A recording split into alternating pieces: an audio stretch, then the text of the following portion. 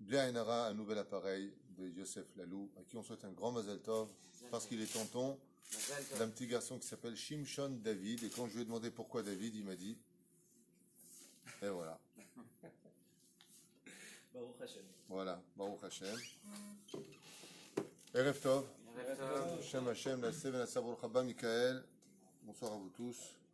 Nouveau venu sympathique, qui vient faire une rade keva chez nous, Todarabat, Skelimzot Masim Tovim, que cela t'apporte beaucoup de chance.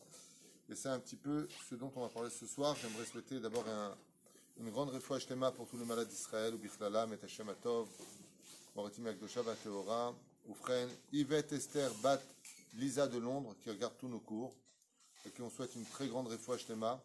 Ava Simcha, Mecha, Bat, Laura, Aisha, Bezrat Hashem aussi une grande réfoua shlema. Sarah, Talia, Bat Efrat, Myriam, Moratim Akdosha, Bateora, Zegvaraman, Uchaya, Bat Myriam, et tous les malades d'Israël, et Ilou Nishmat, Kol Mete Israël. Et pour vous qui êtes assez jeunes, public assez jeune ce soir, Eric, tu fais en maison de retraite à côté d'eux. Hein, t'es pas très vieux, mais c'est vrai que tu fais plus vieux par rapport à eux. Puis Michael qui est là, un nouveau Khatan qui vient de se marier, qui est monté sur la potence, qui est monté sur la Choupa Baruch Hashem il n'y a pas tellement longtemps. Et à qui on souhaite, si je veux, un Ben Zachar cette année, tout peut arriver. Un cours dédié qui a été acheté pour Johan Dre et toute sa famille. Une grande réussite et tout ce que vous désirez. Amen. On est dans Sod HaChashmal, 4e livre, donc volume si vous préférez, à la page 607. Taf Resh Zain. On va parler ce soir d'un sujet qui nous concerne tous et tous les jours, qui est compris aussi dans la Chassidout Bezé chez Ushlav. C'est ce qu'on appelle le Mamon Rouchani. On parle souvent de l'oseille dans ce monde, l'argent. Mais il existe deux sortes d'argent. Il y a l'argent dont on a besoin dans ce monde pour vivre. Et il y a aussi un argent qui est venu en conséquence d'une réflexion venue du premier homme. C'est-à-dire que le premier homme de l'histoire, Adam et Ève, si vous préférez, qui est né androgyne et qui après a séparé la Chokhma de la Bina, c'est-à-dire Adam s'est séparé d'Ève, eh bien, ont eu et pris l'initiative d'exiger un argent spirituel. Et cet argent spirituel, à l'image de ce que nous vivons sur Terre, à moins d'être un voleur ou quelqu'un de malhonnête dans la vie, mais quand on veut gagner de l'argent, il faut travailler. Shon Avoda, Aved, comme on dit un esclave en hébreu.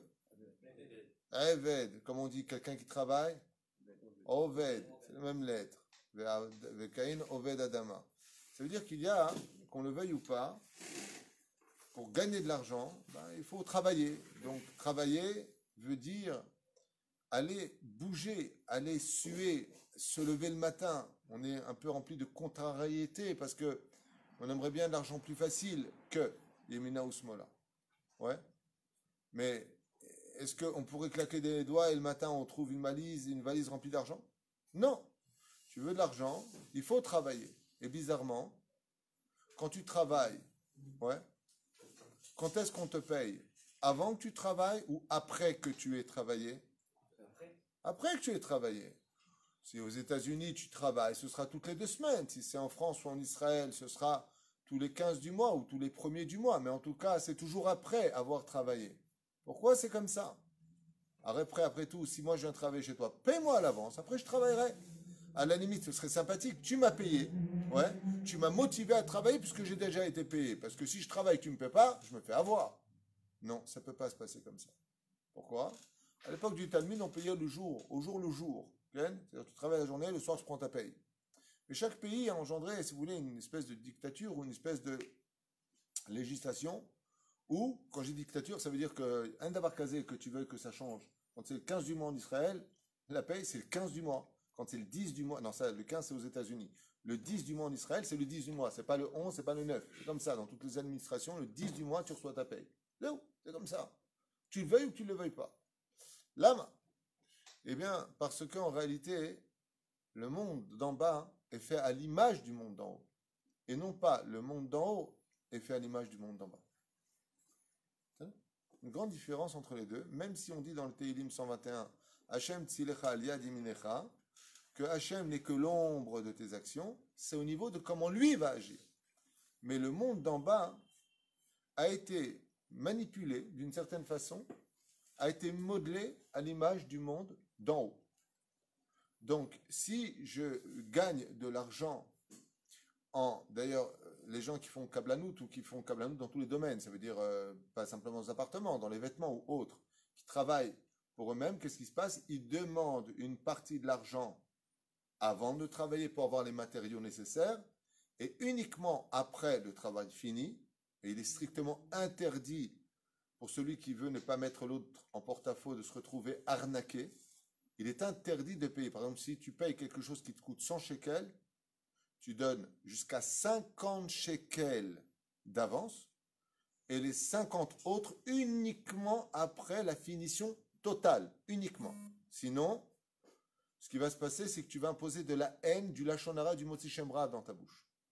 Je t'ai payé, t'as pas fini ton travail, c'est pas comme ci, c'est pas comme ça, mauvaise pub, Internet, Facebook, il sait pas travailler, faites attention, je me suis fait arnaquer. Pourquoi? Parce que les gens ne savent pas travailler. Les gens sont profondément bêtes. Les gens ne savent pas travailler. Ils mélangent le cœur au travail, au professionnalisme. Les gens sont bêtes. Pas shoot, ils sont bêtes. Ils pensent qu'à leur poche et à leur fin de mois. Mais c'est pas comme ça qu'on travaille. Quand on veut travailler, il y a des lois. Quand tu les respectes, tu t'en sors. Quand tu les respectes pas, tu finis par faire de la cavalerie et tu tombes tôt ou tard. Résultat des courses, qu'est-ce qu'on a besoin? Tu viens pour travailler, donne-moi les moyens de travailler et ensuite paye-moi pour le travail qui a été effectué. Donc je répète une phrase qui paraît très anodine pour vos jeunes oreilles, mais qui pourtant n'est pas encore respectée par des gens d'expérience. Dans le monde que Dieu a créé en haut, ouais, il nous donne les moyens de travailler pour lui ici, mais quand est-ce qu'on prend le salaire de notre labeur? Quand? Olam Haba. Ça veut dire quoi, Olam Haba? Ici, nous sommes déjà dans la partie du Olam Haba. Olam Hazeh, la 17e Mishnah du 4e chapitre de Masechet Avot nous dit Olam Hazeh domé les prosor b'fnei Olam Haba. Nous sommes dans le Mavo, dans le monde dans lequel nous vivons n'est pas le Olam Haba, contrairement à ce qui a été enseigné. Je ne suis pas d'accord avec cet enseignement-là, même s'il m'a envoyé mon cher et tendre ami le Zohar. Je ne le comprends pas de la même façon que lui apparemment. Mais à Olam Hazeh ou domé, ça veut dire quoi domé? Nous sommes dans un domé, nous ressemblons, mais ce monde d'en bas, c'est déjà un pied dans l'Olam Haba, c'est Vadaï chez quelqu'un. Pourquoi? Parce que quand tu rentres chez quelqu'un, tu rentres chez lui. Et tu as d'abord l'entrée. Le monde dans lequel nous vivons est l'entrée du Olam Haba. Mais l'Olam Haba, quand est-ce qu'on rentrera dedans? Si vous voulez savoir, c'est à Triatamétim. Quand tous les corps reviendront sur terre, c'est là l'Olam Haba. Ça veut dire dans le Tachles Bevadek que nous sommes dans le Olam Haba ici, mais nous sommes dans le lieu du Olam Haba qui n'est pas l'Olam Haba. Parce que l'atmosphère du Olam Haba n'est pas encore présente. Voilà ce que ça veut dire. Pour ceux qui veulent qu'on referme cette parenthèse, juste pour expliquer comment moi, David Witou, j'ai compris les choses de mon étude. Quoi qu'il advienne, vous voyez que quand on travaille, par exemple, tu vas prendre un kablan pour faire ta maison, faire des travaux. Ben, il faut bien qu'il paye les ouvriers, il faut bien qu'il achète le matériel, il faut bien qu'il se nourrisse lui-même pendant qu'il travaille pendant un mois ou deux. Ouais. Uniquement cette partie-là, tu payes. Maintenant, il faut bien aussi qu'il prenne son gain. Comment on fait dans ce cas-là? Notnim, shlish, et quand tout est fini, que tu es avec le sourire, que tout est fait, alors tu payes la totalité. Et tu ne rentres pas dans la pression, ni dans la peine, dans quoi que ce soit, sinon c'est fini automatiquement en catastrophe. Et qui fait ça? Le meilleur des patrons. Qui? Dieu. Akadosh Baruch Hu, c'est exactement comme ça qu'il paye ses ouvriers. Il te fait venir dans ce monde, il te donne les moyens de pouvoir travailler pour lui. Il te donne ce qu'il faut. Non, allez, vas-y, donne-moi plus, je ne peux pas. Non, je te garde. Et pourquoi? Quand tu as fini ton travail, à la fin du mois, à la fin de tes 120 ans, avec l'aide d'Hachem, alors tu reçois ton salaire. Puis il y a ceux qui ne savent pas bosser, puis il y a ceux qui ne savent pas travailler. Alors Dieu, qu'est-ce qu'il fait dans ce cas-là? Il dit, bon, écoute, finis vite ton travail. Combien je t'avais dit que je te paierais tant? Je ne veux pas faire ça avec toi. J'ai fermé à 500 000 shekels le travail que tu devais faire. Tu ne m'intéresses pas dans ta façon de travailler. Mais par contre, ce que je vais faire, je vais te payer 100 000 pour tes ouvriers, 100 000 pour les matériaux et prends 100 000 pour aller t'amuser. Le reste, tu déposes toutes tes affaires et tu t'en vas. C'est marqué dans la Torah noir sur blanc. Il y a des gens qui n'ont pas de salaire dans l'Olam Haba. Kadosh Baruch Hu ma'avir la reshaim al panav le'avido. Dans le livre de Devarim, celui qui ne veut pas travailler pour Hachem, celui qui ne veut pas être un ouvrier correct, qu'est-ce qu'il fait Hachem? Il dit, écoute, Baba, moi, j'ai pas envie de rentrer en guerre avec toi. Moi aussi, voilà pour ce que tu as fait, pour ton travail. Voici pour tes matériaux utilisés. Et puis, voici encore une grosse somme d'argent. Comme ça, tu vas t'acheter tout ce que tu veux. Pourquoi? Parce que tu arrêtes de travailler chez moi. C'est que la personne, quand elle part de ce monde, elle dit, tout le monde va prendre leur salaire. Et moi? Il dit, Baba, t'as oublié que toi, je t'ai renvoyé du travail. Ça a été le cas de Pharaon. Après la 5e plaie, Nigmar t'es viré. Et c'est le cas des Rechaim. Ceux qui sont loin et qui luttent contre Dieu et qui ne sont pas dans la Torah et qui chacun va définir Racha comme il veut, celui qui fait la shonara sur les autres, celui qui critique le peuple d'Israël, celui qui fait mémuse avec la Brit Mila, appelez ça comme vous voulez. Celui-là, c'est Chazve Shalom, Aster Aster Pana, que il détourne sa tête de lui, son visage de lui. Dieu n'a pas de tête, c'est une image. Il détourne sa face de lui. Il lui donne sur terre tous les salaires qu'il va demander. C'est pour ça qu'il y a une lutte constante entre le fait de faire Torah et mitzvot, de pratiquer notre judaïsme, et le salaire. C'est que notre force à nous est de revenir à l'état de la faute originelle dans la première pensée de la faute. Et le Rav Dessler dit, c'était quoi la première pensée de la faute? Eh bien, c'était que Adam Arishon a refusé de rentrer dans le plan divin. Il n'était pas d'accord avec son patron. Son patron lui a dit, écoute, je te laisse sur place, je te mets déjà à la place de président de ma société, tu veux même être directeur principal, tu as juste à garder les choses, pas faire de bêtises, à Kol Beseder. Il lui dit, d'accord, mais pourquoi tu me donnes cette place-là? Il lui dit, parce que tu es mon fils, tu es mon héritier. Il dit, d'accord, ça voudrait dire que si j'étais pas ton fils, j'aurais pas cette place? Ben écoute, je t'ai servi tout sur un plateau en or, dit Dieu à son fils Adam. Gan Eden, super gonzesse, les fruits, les animaux sont là pour te servir. Qu'est-ce que tu veux? Adam Arishon n'a pas aimé l'idée, explique le Rav Elou Dessler, il n'a pas aimé l'idée d'être à une place aussi élogieuse parce qu'il a des connaissances, parce qu'il est le fils du Créateur. Il est la créature du Créateur, si vous préférez. Et qu'est-ce qu'il veut, lui? Il veut mériter. Il dit, Hachem, attends, t'es bien gentil, mais tu m'as tout donné sur un plateau. C'est bien, mais je suis rien, quoi. Vis-à-vis des autres, quand je vais donner des ordres aux anges, quand je vais donner des ordres aux animaux, tout ça, bien entendu, entre parenthèses, on parle de choses spirituelles. Ouais. Pourquoi est-ce que je vais donner des ordres? Est-ce qu'ils vont me respecter pour moi? Ou est-ce qu'ils vont me respecter parce que je suis le fils de toi? Alors Hachem lui a dit, écoute, rentre pas dans mes plans, voilà ce que je te demande. Tu peux manger de tous les arbres de la connaissance, hein, mais l'arbre de la connaissance du bien et du mal, don't touch, man. Tu touches pas ça tu touches pas. Il dit, si je touche, qu'est-ce qui se passe? Tu meurs. Mais moi, ça ne m'intéresse pas de jouer à ton jeu. Je préfère mourir de cette idée et revivre d'une autre idée. Il lui a dit laquelle?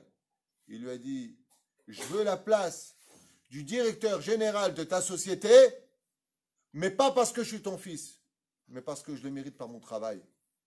Parce que je peux acheter cette place, parce que je la mérite et que quand je donnerai un ordre à Michael, Uriel, Gabriel ou qui tu veux, il est évident qu'il va m'écouter. Et cette fois, pourquoi? Parce que je mérite cette place. J'ai mes diplômes dans mes mains, j'ai travaillé à la sueur de mon front et j'ai de quoi acheter cette place. Même plus que ça, il lui dit à son père.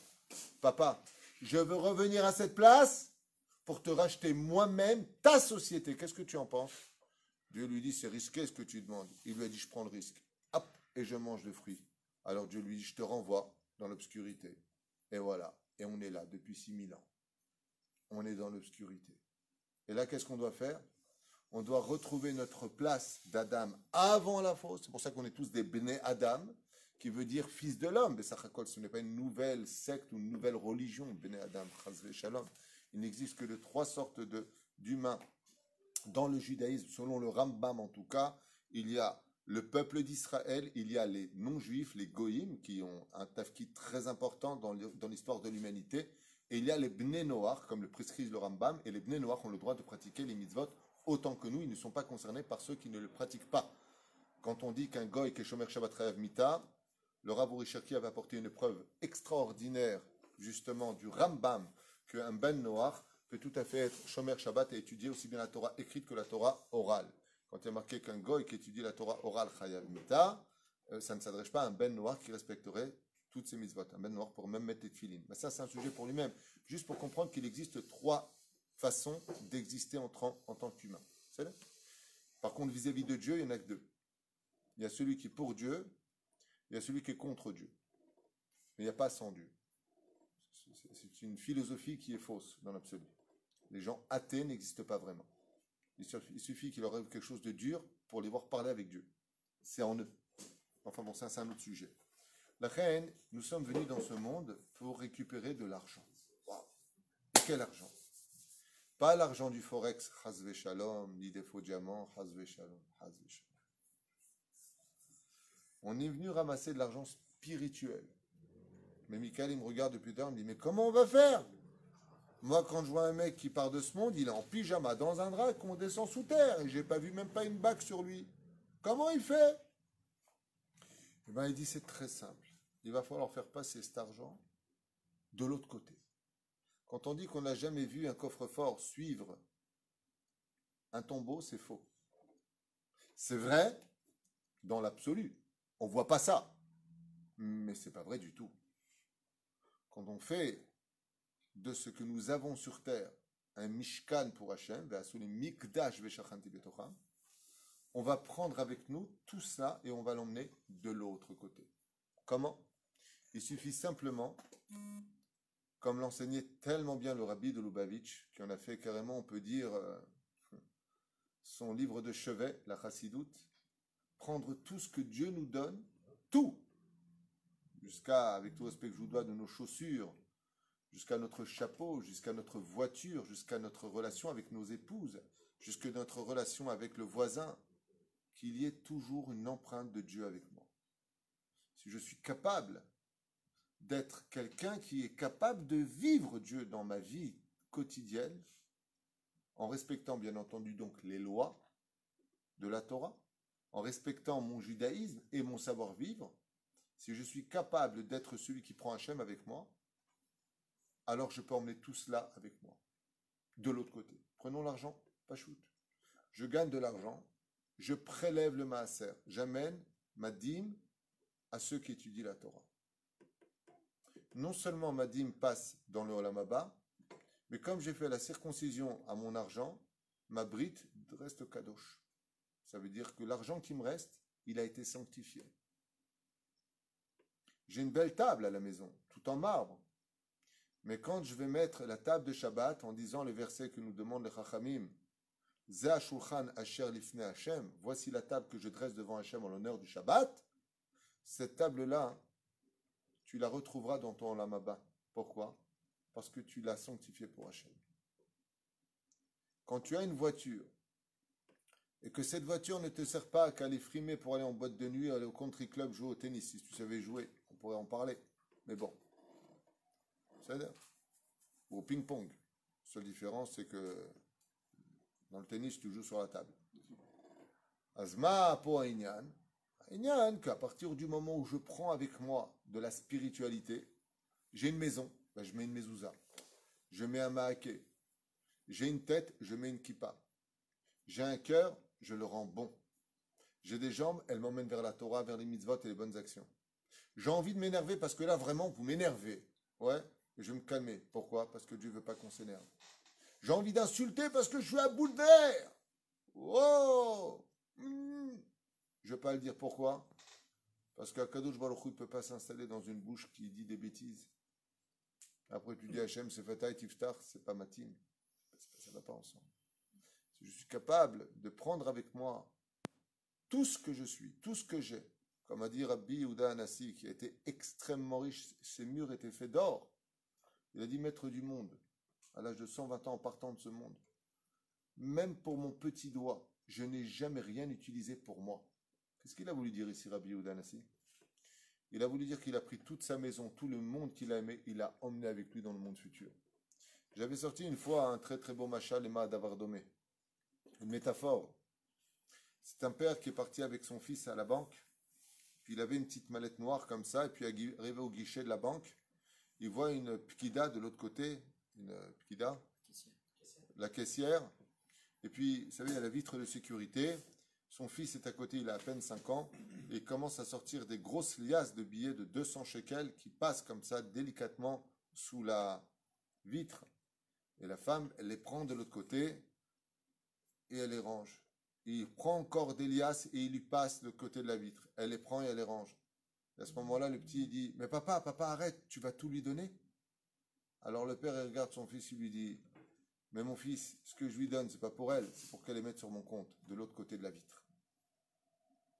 C'est-à-dire que quand on vient donner de la Torah, quand on vient donner de la Tzedaka, quand on vient donner son temps à un cours de Torah, on vient de prendre la valeur de ce que les nations du monde savent tellement dire. Le temps, c'est de l'argent. Venir étudier la Torah, c'est de l'argent spirituel. Ce qui fait que quand une personne part de ce monde, on dira de lui une phrase que tout le monde connaît, mais qu'il faut expliquer. Alach lebet olamo. Traduisez, s'il vous plaît. Alach, quand une personne décède. Halach, elle est partie. Lebet, olamo. Son monde à qui? À lui. Pourquoi à lui? Il y a Olam Haba, il y a Gan Eden. Pourquoi tu dis Alach lebet olamo? Ça revient sur lui.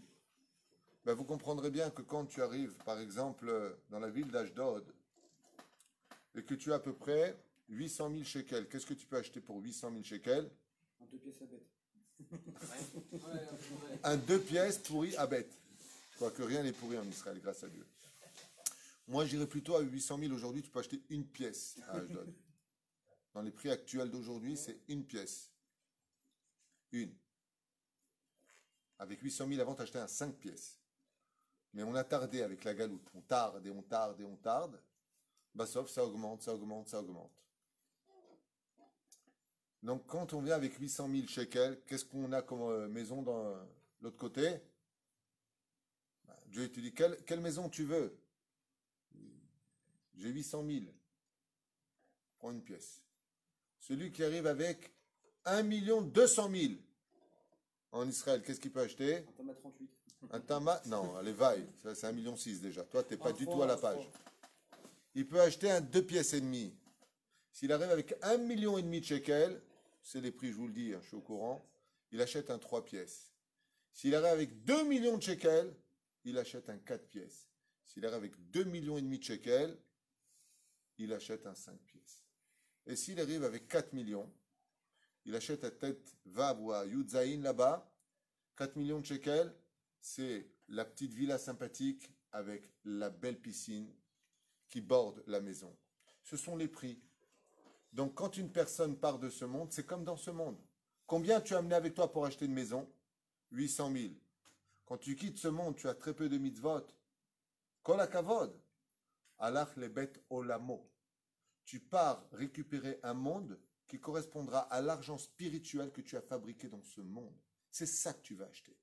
Plus tu auras de mitzvot, plus tu auras d'argent. Mais le problème qu'on a, c'est que comme on est bête et qu'on ne comprend rien, sans être méchant avec nous-mêmes, c'est qu'on dit, je ne comprends pas, je fais plein de mitzvot, ça ne va pas dans ma vie. Ben oui, c'est normal. Pourquoi? Parce que quand tu mets de l'argent de côté, quelle phrase on utilise pour nous? Quand tu as besoin de mettre beaucoup d'argent de côté, il va falloir se serrer la ceinture. Ben oui, tu ne peux pas mettre de côté, et ce que tu as mis de côté, tu l'as aussi dans les poches. C'est où tu mets de côté de l'argent pour acheter ta maison, ouais, ou tu te mets dans les poches et tu kiffes ta vie. Oui ou non? C'est comme ça dans le... C'est exactement pareil au niveau spirituel. C'est vrai que tu es chômeur Shabbat, tu fais tfilin, tu quoi, haïtim la Torah. Mais où il est? C'est à quoi ça sert tout ça? Mais ça sert à rien d'autre que de mettre de côté, Habibi. Le but de ce monde, c'est pas de rester ici. Personne ne reste. Il n'y a personne qui reste ici. J'avais donné cette image, je ne sais pas si vous vous rappelez, pour ceux qui suivent mes cours. Rabbi Akiva a dit un verset que d'ailleurs va reprendre le roi David. Mikol milam daiskaltik et votecha sichalik. Vous retrouvez aussi dans ma Sechet Avot au nom de Ben Zoma, Mishnah Aleph Perek Revi. J'apprendrai de toutes choses et de tout homme. Je venais d'étudier ça, j'étais à Paris, et en passant en hiver devant une vitrine, je vois une femme qui était en train de ranger la vitrine, et elle posait une espèce de boule sur un socle sur lequel il y avait une maison et de la neige quand tu la retournais qui tombait en retour. Tu Tu sais, tu prends la boule, tu fais comme ça, et ça retombe. Et je me suis dit, j'étais jeune à cette époque, pourquoi Dieu me montre cela? Et quand j'ai continué à marcher, j'ai dit, j'ai compris pourquoi j'ai vu ça. Et cette image que j'ai vue quand j'avais 18 ans, je vous la transmets alors que j'en ai 52 bientôt. C'est exactement ça le monde. La neige que tu vois dans cette bulle, c'est tous les plaisirs de ce monde. Les belles voitures, les belles maisons, les beaux, les beaux stylos, tout ce que tu veux. Mais ça ne sort jamais de la bulle. On n'a jamais vu un bien terrestre sortir de l'atmosphère. Ça reste tout ici. Tu le retournes, ça retombera chez toi, chez toi, chez toi.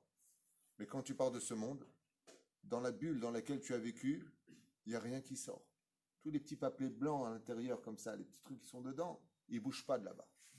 Vous savez ce qu'il y a là-dessous. Et la reine, le créateur du monde, il te dit, malgré tout, pour que tu t'en sortes, il faut bien avoir un petit salaire.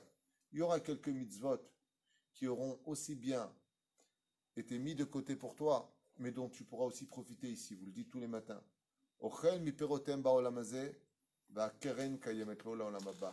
Comme le respect des parents, comme faire le shalom entre un homme et sa femme, ou venir à la Beth Knesset, ou un homme et son ami, faire le shalom, le bikur cholim, d'aller visiter un malade. Dans certains cas, comme renvoyer l'oiseau, faire la brit mila, prélever le maaser, il y a des mitzvot, pas toutes. Il y a des mitzvot où tu peux prendre aussi bien dans ce monde que dans l'autre le maaser, yédé Adam. Ça veut dire que tu peux prendre aussi bien ici et là-bas. Les autres sont tellement larges qu'elles te laissent un peu de gras aussi sur terre. C'est Pérouche d'abord. Shavnire Bezrat Hashem, chers amis, dans le Soda Hashmal, comment ici les Chachamim, ils nous disent combien Dieu fait attention de ne pas toucher notre argent spirituel pour que quand on parte ce monde, tu ne reviennes pas avec 4 millions de shekels où tu te prends une villa pour l'éternité avec la belle piscine. La totale. Non. Dieu veut que tu rentres avec des milliards. Comme ça, tu t'achètes pour toi encore plus grand, pour l'éternité, et aussi pour ceux qui n'ont pas le mérite d'acheter. Tellement tu es riche. Ça s'appelle le mérite. Srout avot. Le mérite des pères. Bon. Lui, il n'a pas, je lui donne.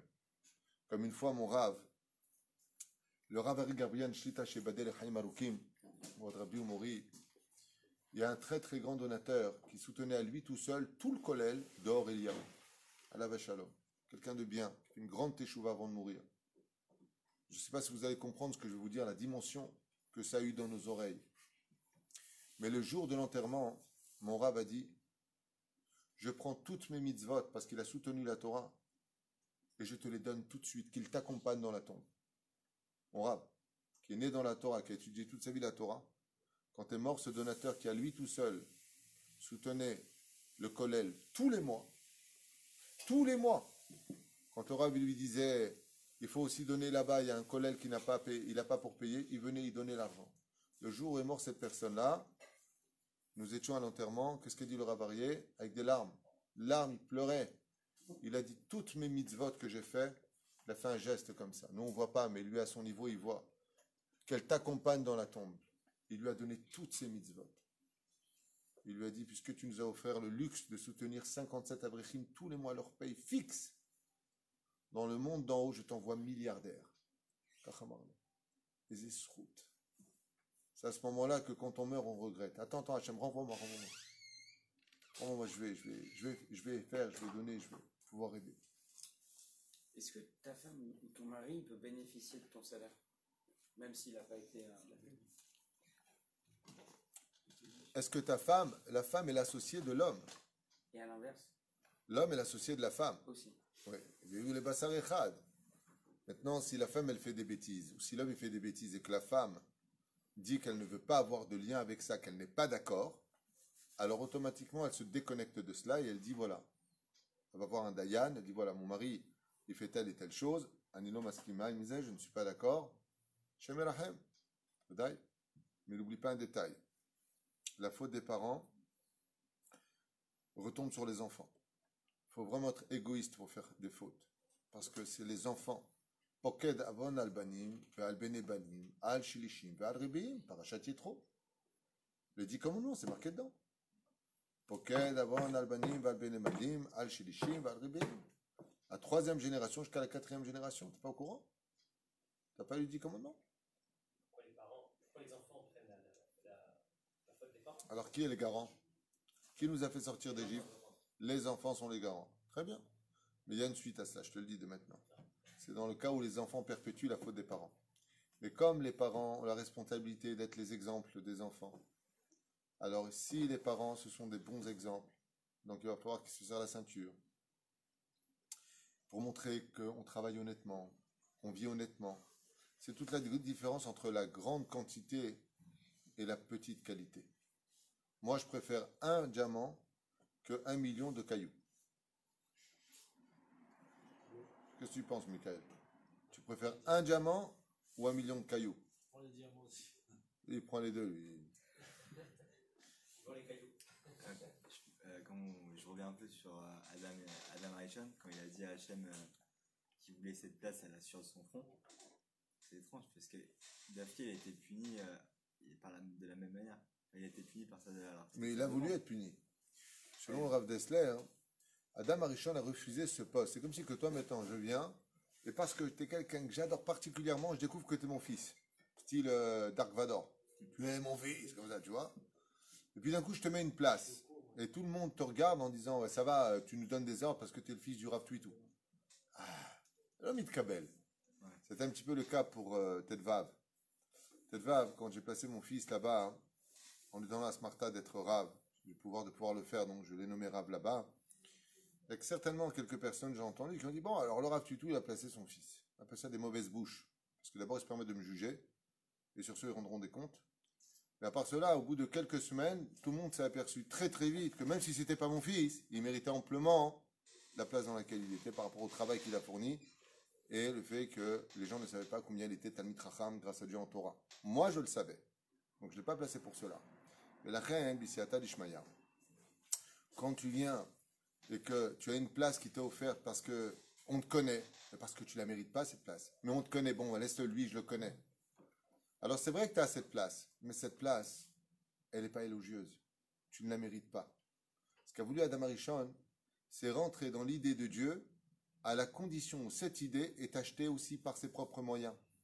À quoi ça ressemble? J'en ai très souvent parlé dans mes shiurim, donc ceux qui les suivent vont peut-être s'ennuyer pour celui-là. C'est l'histoire de Geppetto. As-tu déjà entendu parler de cet Italien qui s'appelait Geppetto? Il n'avait pas d'enfant. Il était horloger. Il avait créé une poupée qu'il a appelée Pinocchio. Tu comprends? Mais Pinocchio, il était gentil. Il bougeait pas une oreille. Il marchait, il levait les mains, il dansait. Mais tout ça pourquoi? Parce qu'il y avait des fils que Geppetto y tenait. Ça, c'est Adam Arishon avant la faute. Il a dit, c'est bien gentil, tu m'as créé en bout de bois, mais moi, je suis un robot. Il y a des fils. Mais coupe ces fils, rends-moi humain. Donne-moi le libre arbitre. Laisse-moi choisir mon chemin. Laisse-moi revenir vers toi. Ça, c'est Pinocchio quand il est devenu de chair et d'os. C'est la différence. Adam Arishon s'est senti piégé dans la création divine parce qu'il est né à un poste très élevé, créé par Dieu tout cadeau. Ça s'appelle, dit la Gemara, le pain de la honte. Je vais donner un exemple plus concret pour toi. Est-ce que toi est prêt? On va t'expliquer. Imagine que tu es très très faim. Tu crèves la dalle.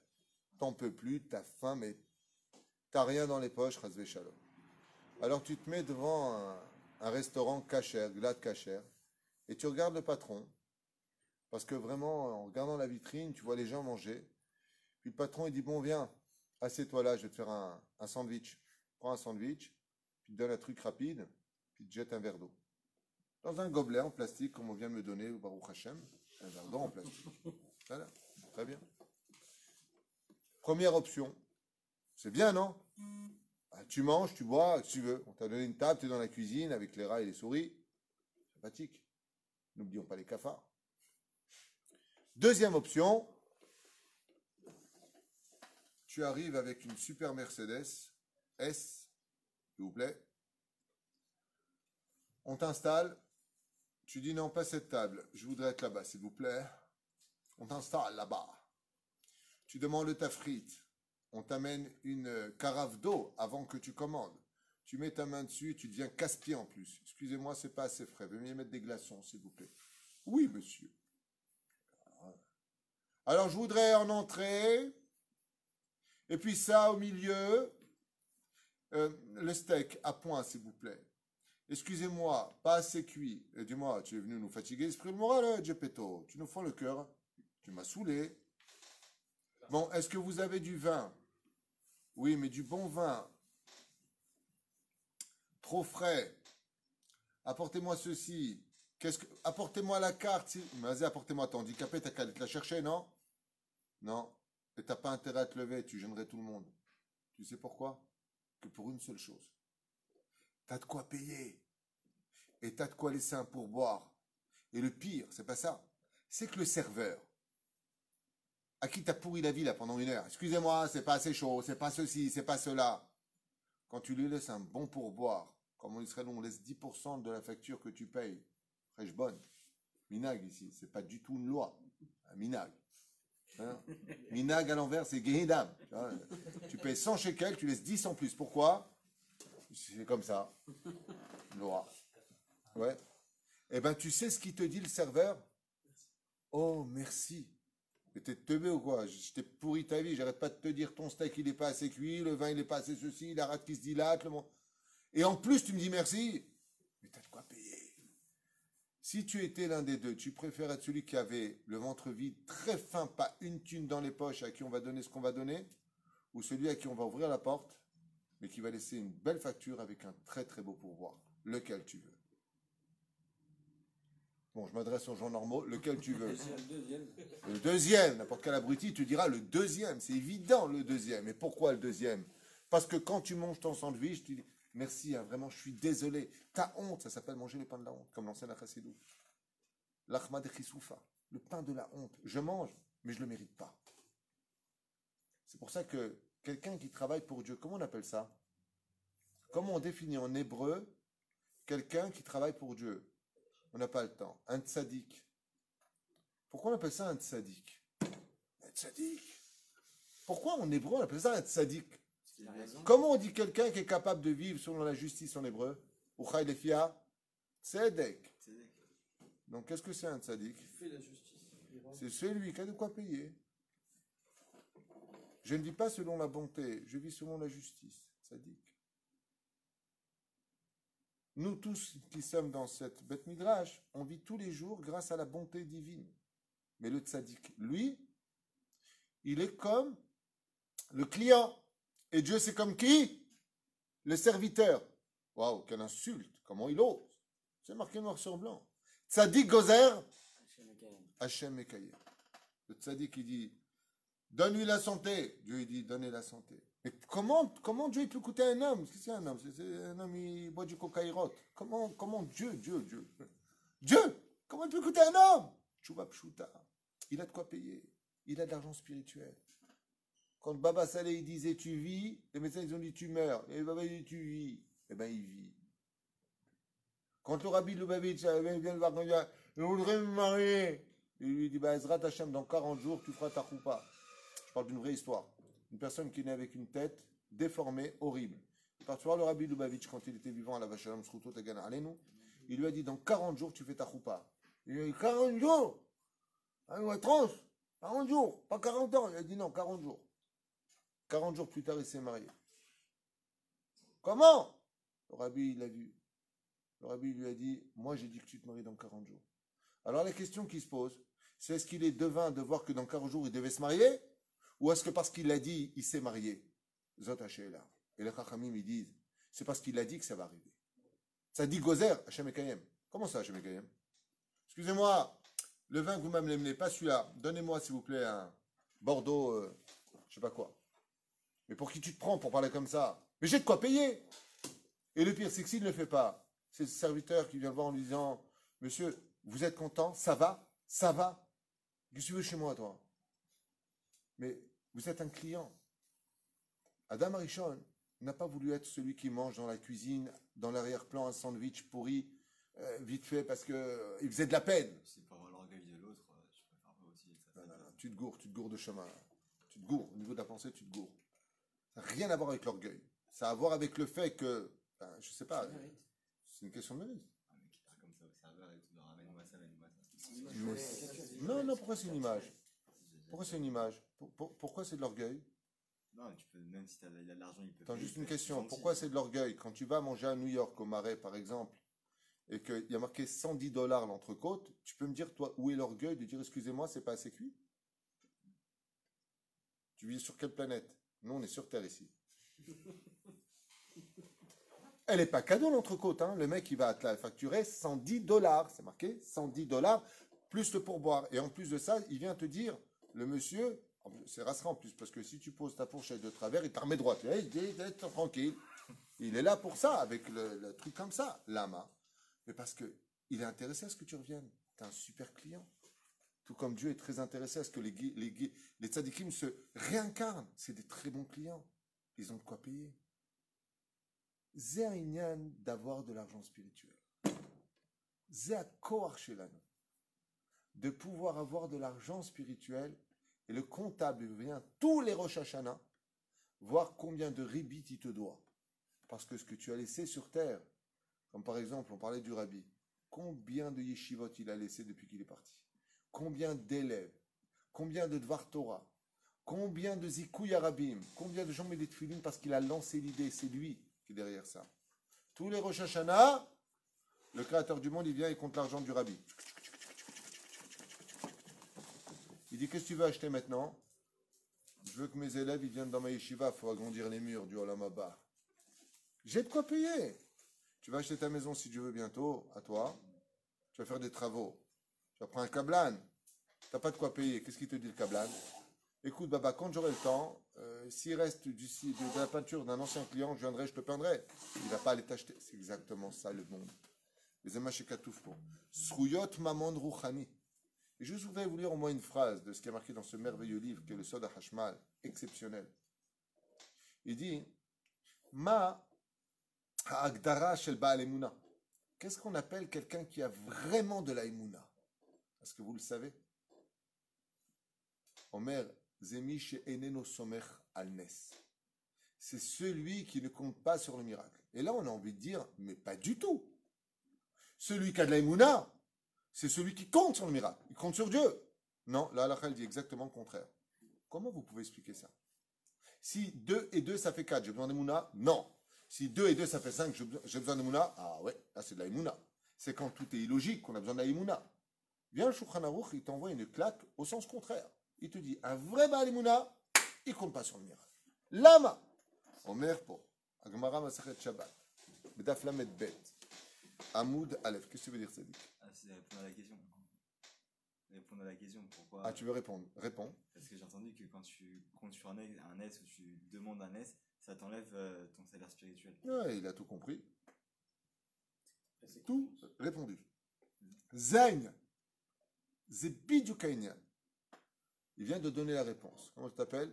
Shmuel, Shmuel Ben Myriam. Myriam, sympathique, pas marié, avis aux amatrices. Et Lubavitch au niveau de l'Ashkafa apparemment. Pas une Breslev apparemment. Hein? Là-bas, Yosef, toujours pas marié, beau gosse, travail, sympathique, 30 ans, le poids vif, hein? Le poil doux, l'œil vif, ça doit être frolique. Alors, Mais on dit aussi que derrière aussi, on veut pas dépendre de aussi de notre spiritualité, comme il a dit, pour éviter que ça soit retiré en haut. Alors pourquoi on dit qu'il faut qu'on faut faire les choses normales pour éviter, et que derrière ces choses normales que l'on fait, à Kadosh Baruch Hu se dévoile, et là il y a le Nes, pour éviter que... alors ça c'est un autre sujet. C'est un sujet sur, ça c'est un cours qui s'appelle le miracle. C'est-à-dire qu'est-ce qui va provoquer que le miracle vienne de Dieu et qu'est-ce qui va provoquer que le miracle vienne de nous. C'est un sujet pour lui-même. Ça veut dire qu'il y a 2 dimensions dans le miracle. Il y a celui que tu n'as pas demandé, que tu n'attendais pas, que Dieu va te faire. Et il y a celui dans lequel tu vas provoquer que Dieu te fasse un miracle. Par exemple, le mec est malade, il ne veut pas prendre ses médicaments. Dieu va le sauver, c'est de ça dont on parlait. Prenons l'exemple de la Gemara. Le olam al yamod adam bemkom sakana. Tout simplement. La Gemara dans Masechet Shabbat 32 Amoud Aleph nous dit jamais un homme ne se mettra dans un endroit où il y a un danger. Par exemple, il saute sans parachute. Il y a des fous aux États-Unis, ils sautent sans parachute, et ils veulent atterrir dans un filet ou ils veulent atterrir sur un copain qui a sauté avec un parachute, s'attacher à lui pour défier la mort. Jamais tu fais une chose pareille. Ça assourd les filles à l'akha. Ou alors tu descends dans un endroit, une station très ombragée, et tu sais que là-bas il y a des brigands. Ne joue pas les héros. Ne joue pas les mecs. Moi, s'ils m'attaquent, je les défonce. Assourd. Tu n'as pas le droit de, par exemple, comme l'avait dit à l'époque le Rav Yosef Zitruk à la Shalom, de prendre le métro aujourd'hui avec une kippa sur la tête. C'est sakana, tu te mets en danger. Alors tu mets pas une kippa, tu mets un bonnet blanc, si tu viens de te lever, ça fait Breslev. Tu mets une casquette, tu mets... Perouche Adabar, tu n'as pas le droit. Ce n'est pas une question de lâcheté, c'est une question de lo yamod adam bim comme sakana. Tu n'as pas le droit de te mettre en danger. D'accord? C'est comme le mec qui rentre dans une cage à lion et il dit s'il me mange, c'est Mehet Hashem. Ça s'appelle un teubé professionnel. Qu'est-ce que tu rentres dans la cage à lion? Il y a des mesures, il y a des principes de sécurité, tu dois les respecter. Nigmara Sipour, Lama. L'Omar Shosim Lones. Parce que si Dieu doit le sauver, il va faire un miracle. Et étant donné que c'est lui qui va provoquer le miracle, il s'est mis dans un endroit, par exemple, il est descendu dans une station en plein désert, là où il y a plein de gens hostiles. Et là-bas, qu'est-ce qui se passe? Eh ben, il se fait attaquer, et il lui donne des coups, comme c'est marqué dans la Gemara Maseret Brachot, à propos de Rabbi Tarfon, que Dayaïta Lachouv, Shavarta livré Betilel, tu t'es allongé devant ton Keret Shema, à tout où? Ouais, tu t'es allongé là-bas, alors qu'il y avait des brigands. Si tu avais mis à mort, tu serais considéré dans le ciel comme si tu t'étais suicidé. Mais Dieu a fait un miracle. Quand Dieu te fait un miracle, et que ce miracle-là, par exemple, tu roules à 150 km/h, tu prends un virage. Ta voiture, elle a failli se retourner, mais il y a eu un miracle. Tu viens de perdre beaucoup d'argent spirituel. Mais pourquoi? Parce qu'il était évident que là, il y a eu une intervention divine que tu as provoquée avec ta bêtise humaine. Ce qui n'a rien à voir avec celui qui a vécu un miracle, mais qui était dans le normal. Il n'a pas demandé. À Kajoukouitiloto. Par exemple, il était en train de marcher, puis il y en a un qui vient pour lui lancer une pierre, ou Minachamaim, Dieu, qu'est-ce qu'il a fait? Il lui a fait faire son lacet. Il se baisse au moment où la pierre passe. Ça, c'est pas lui, il était en train de marcher. Ça, c'est autre chose. C'est deux façons de vivre les miracles. Shema osim lones, vim osim lones, menakim lo zekuyotav. Comme tu l'as très bien compris, c'est pour ça qu'on dit qu'un vrai Baal Emouna, c'est celui qui compte pas sur le miracle. Ça veut dire quoi? Un vrai Baal Emouna, c'est celui qui va tout faire sur terre pour ne pas qu'on prenne de son argent spirituel pour le monde d'en bas. Altiga. Quand je partirai de ce monde à 120 ans, tout ce que j'ai mis de côté, je sais que je vais le retrouver. C'est à moi. C'est pour mon monde futur. Alors imaginez, quels sont, d'après vous, les liasses? Comment on peut trouver des liasses spirituelles dans ce monde? Non. Non. Oui. Et pourquoi? Pourquoi tu as dit Tzedaka, je t'ai dit non. Tu as dit Gimel Trahi, je t'ai dit non. Et les Moutora, oui. Pourquoi? La réponse est très simple. Quand je vais voir un malade, combien de dents je vais créer? 1, 2. Quand je mets les films, combien de dents je vais créer? 11. On a vu ensemble 8 plus 3. Le fait méode. En mettant les filines simplement. Avec un misvah, Chouva méode, la tête, le bras, les 4 batim, un baït ici. Fait méode. La tfila avec le Kirat Shema, des Waïta, et Zéyofi. D'accord? Elle fait méode. Quand je donne de la tzedaka, combien je crée d'anges? Je vais t'aider. Ayen be baba batra be daftet amoudbet. Combien d'anges je crée quand je donne la tzedaka? 6. Et quand je fais la Gmilut Trasadim? 11. Donc combien d'anges je crée quand je fais la Gmilut Trasadim? Je fais une bonne œuvre, je vais voir quelqu'un, je vais l'aider avec des belles paroles? 11. Je donne de la tzedaka, j'en crée 6, comme ça dit la Gemara. Mais par contre, si je veux compter des liasses d'anges, qu'est-ce que je fais? Dans le livre Binyan Olam, Chelek Aleph, là-bas il ramène que chaque mot de Torah qui est prononcé, c'est un ange. C'est-à-dire quand je dis Vaïdaber, Hachem, El, Moshe, les morts, combien d'anges j'ai créé là? 5. Donc quand tu veux créer des liasses, c'est quoi des liasses? Quand tu t'assois et tu dis la Torah pendant 1 heure, chaque mot qui sort de ta bouche de Torah, c'est un ange. Cet ange, il monte, il y a marqué sur lui euro, tamponné, Olam Haba. Mais là-bas, il n'y a pas d'inflation, il n'y a pas de risque des gilets jaunes, tout va s'effondrer. Il n'y a pas de ça là-haut, il n'y a pas de gilets jaunes là-haut, avec des gilets blancs. Baruch Hashem. C'est Peroucha Davar. Chaque mot que tu prononces, les gens, des fois, ils étudient la Torah, ils sortent dehors, ils ont une galère. La roue, elle est crevée. Je viens étudier la Torah, je ne comprends pas Hachem. Justement, là, tu viens de payer une avéra que tu as fait dans le passé. Et les mitzvot que tu as fait, elles sont gardées pour l'Olam Haba. Donc toi, tu es au milieu des chemins. Ne crois pas que tu es perdu. C'est là où le bouche-trou s'appelle la Emouna. Kabel be'ava, tishtok, titkadem. Dieu il tient les comptes, il n'y a pas un meilleur comptable que lui. Lui, il sait compter les de peur qu'on lui nettoie de sruyotav maman bachamim, comme tu l'as très bien expliqué, de peur qu'on lui prenne, ne provoque pas qu'on fasse un miracle. Donc, miou ba'alemuna mitit, qui c'est qui est vraiment un ba'alemuna, celui qui ne compte pas sur le miracle, celui qui ne va pas dire prends-moi du monde entier. J'ai connu une personne à Jérusalem. Il a fait tu vois pendant 11-12 ans. Il étudiait tous les jours. Du jour au lendemain, je le vois sans kippa, sans tzitzit, sans rien, sur une moto, venir au kollel. Et je regarde, je fais Hachakem, qu'est-ce qui t'est arrivé toi?